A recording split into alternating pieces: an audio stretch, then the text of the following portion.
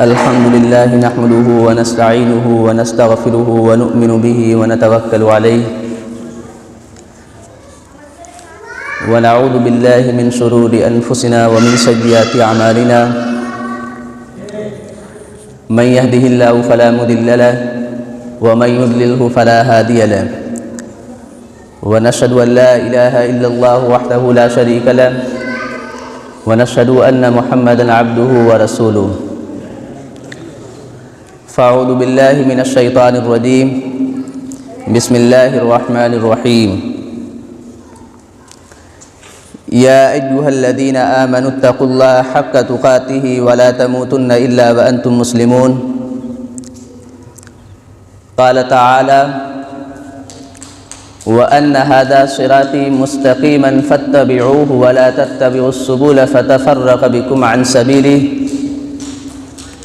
ذلكم وصاكم به لعلكم تتقون صدق اللہ العظیم۔ معزز سامعین کرام، بزرگان محترم، میرے دینی و ایمانی بھائیوں اور دوستوں،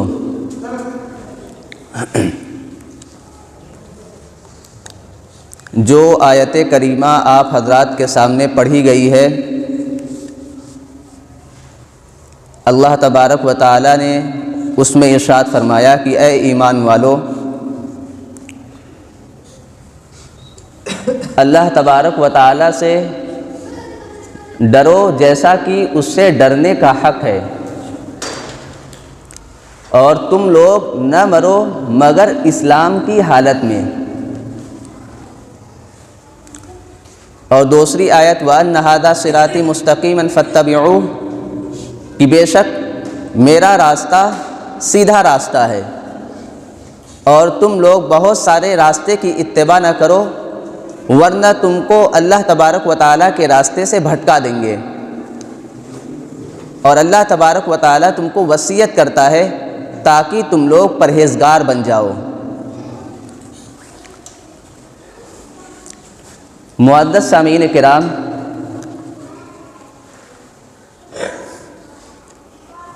انسان اس دنیا میں آیا ہے، اس کا مقصد یہ نہیں ہے کہ کھائے پیے اور دنیا سے چلا جائے، بلکہ اللہ تبارک و تعالی نے اس کائنات کو انسانوں کے لیے جو بنایا ہے وہ ایک مقصد کے تحت بنایا ہے، اور وہ مقصد کیا ہے؟ اللہ تبارک و تعالیٰ کی اطاعت و فرما برداری کرنا اور اس کی عبادت کرنا، جیسا کہ اللہ تبارک و تعالیٰ نے ارشاد فرمایا وَمَا خَلَقْتُ الْجِنَّ وَالْإِنسَ إِلَّا لِيَعْبُدُونَ، کہ میں نے انسانوں اور جناتوں کو نہیں پیدا کیا مگر اپنی عبادت کے لیے۔ تو جو سب سے بنیادی چیز ہے اس سلسلے میں وہ ہمارا ایمان ہے۔ جب کوئی بندہ اللہ تبارک و تعالیٰ پر ایمان لاتا ہے تو اس کے ضمن میں اور ایمان کے جو تقاضے ہیں، جب ان تمام چیزوں پر بندہ عمل کرتا ہے تو اس کی زندگی میں خوشحالی اور سماج اور معاشرے میں امن و امان اور ایک دوسرے سے محبت پروان چڑھتی ہے۔ معزز سامعین کرام، آج ہم جس عنوان پر گفتگو کریں گے وہ الحاد اور ارتداد کے تعلق سے۔ ابھی ہم نے آپ حضرات کے سامنے یہ بات رکھی کہ اللہ تبارک و تعالیٰ نے انسانوں کو اپنی عبادت کے لیے پیدا کیا ہے،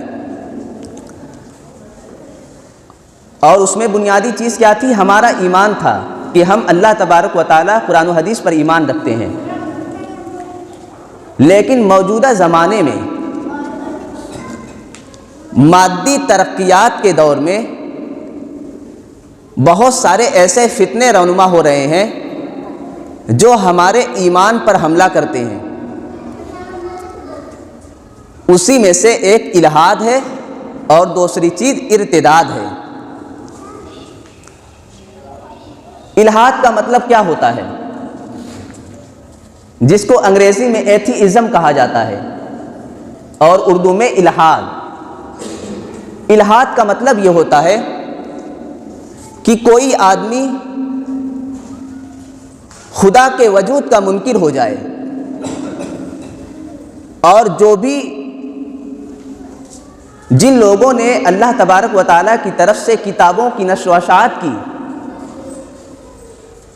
ان کو ایک من گھڑت قصہ مانتا ہے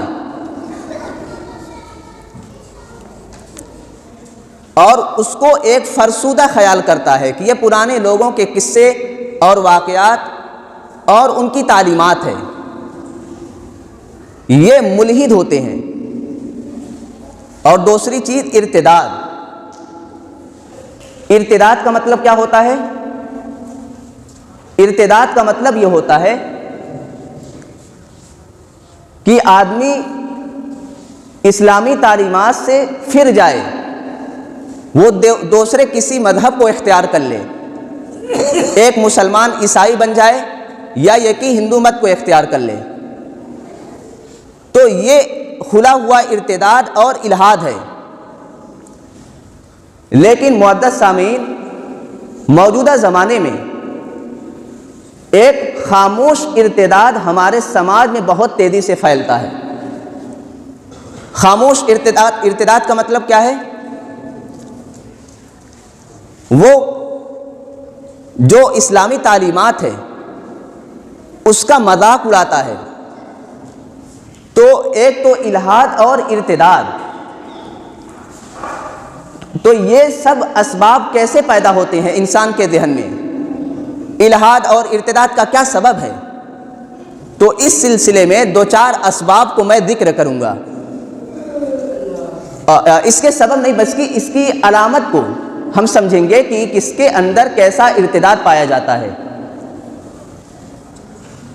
پہلی علامت جو ظاہر ہوتی ہے جب انسان الحاد اور ارتداد میں مبتلا ہوتا ہے وہ یہ ہے کہ عقل کو معیار بنانے لگتا ہے۔ وہ ہر ایک چیز میں وہ کیوں کا سوال کرتا ہے کہ اسلام میں اگر اس بات کا حکم دیا گیا ہے تو وہ کیوں دیا گیا ہے۔ وہ ہر ایک چیز میں عقل کو معیار بناتا ہے اور کہتا ہے کیوں ایسا حکم دیا گیا۔ اور یہی نہیں بلکہ جب کیوں کا سوال کرتا ہے تو اس کے ساتھ ہی وہ اس بات کا بھی اظہار کرتا ہے کہ میں اس چیز کو مانوں گا جو میری عقل میں آئے گی، یعنی وہ اپنے تجربے سے اس کو جان لے گا۔ یہ سب سے پہلی چیز ہے کہ آدمی اپنی عقل کو معیار بنائے کہ بھائی مجھے یہ سمجھ میں نہیں آتا، تو تب یہ سمجھا جائے گا کہ بھائی اس کے اندر ارتداد کی علامتیں ہیں۔ یہ تو عقل کو معیار بنانے کے تعلق سے ہو گیا۔ اور دوسری علامت مذہب بیزاری،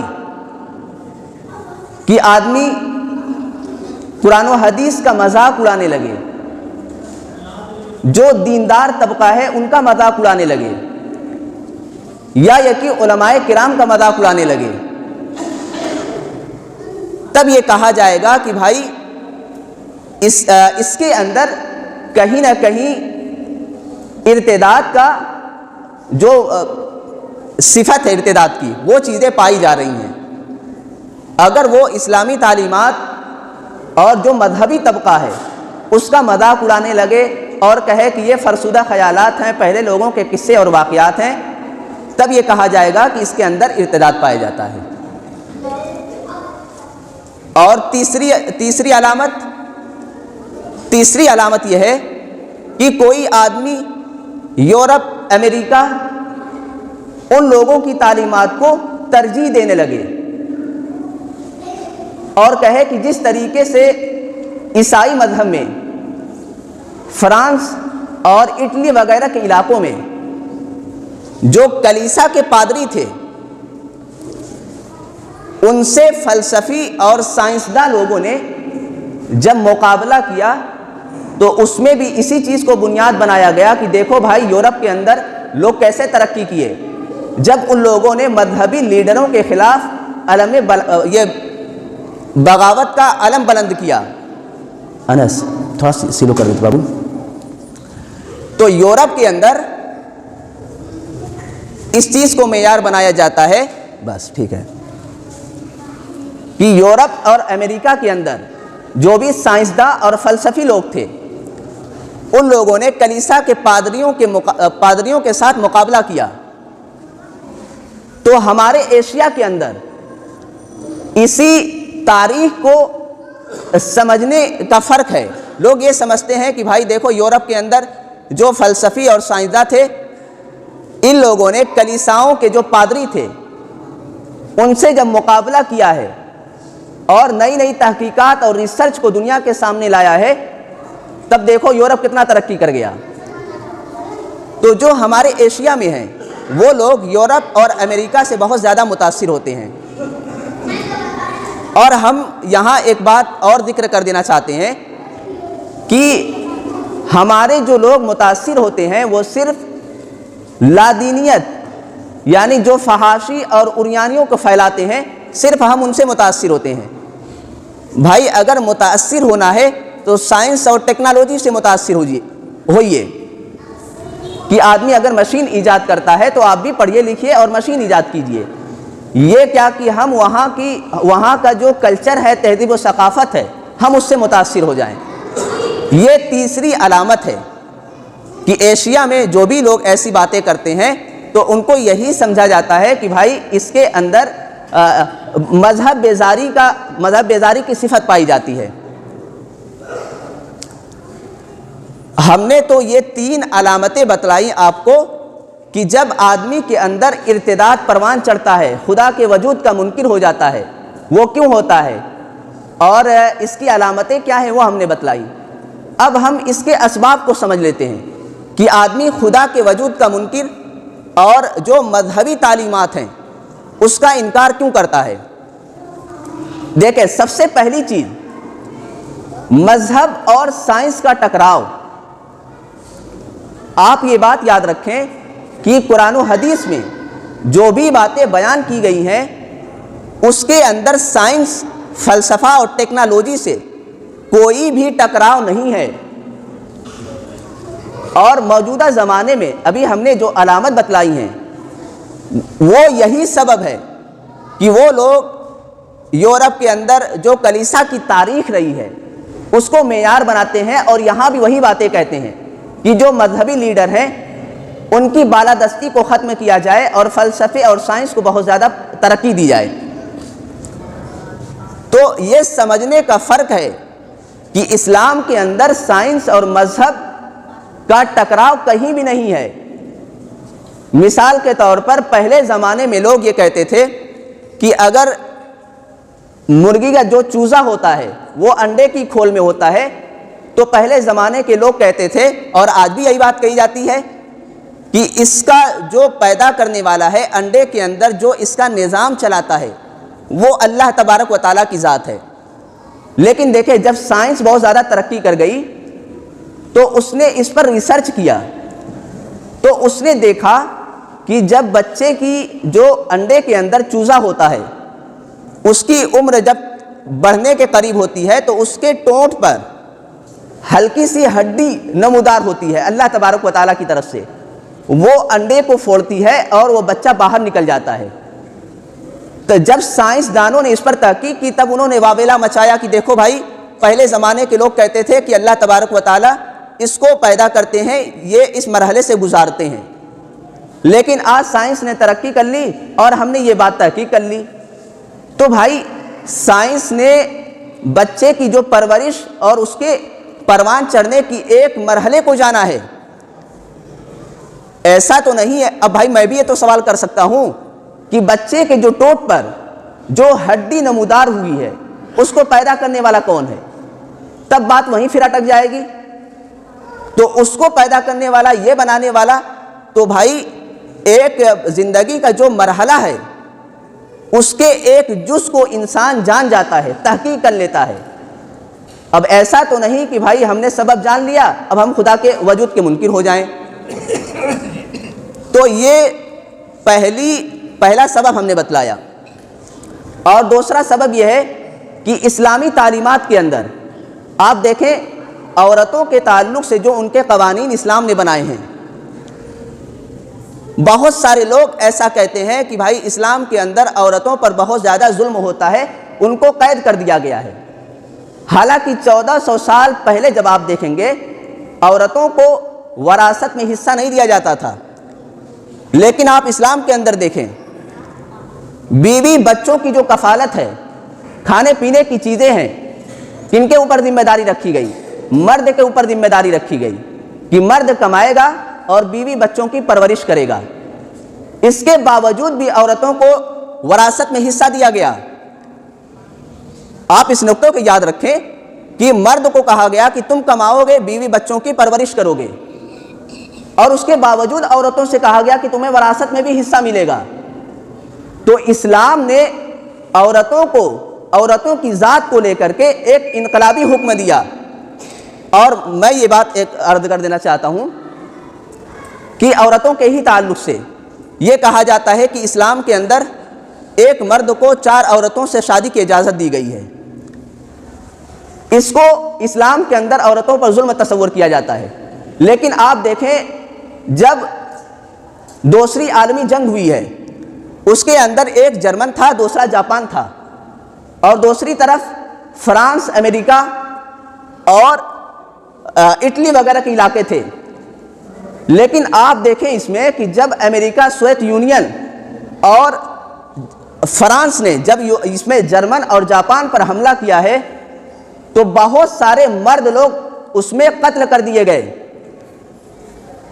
لیکن اس میں جو بیویاں، جو عورتیں تھیں، ان کی تعداد بہت زیادہ ہو گئی، یہاں تک کہ جاپان کے اندر ایک مرد پر 8 عورتیں ہوتی تھیں۔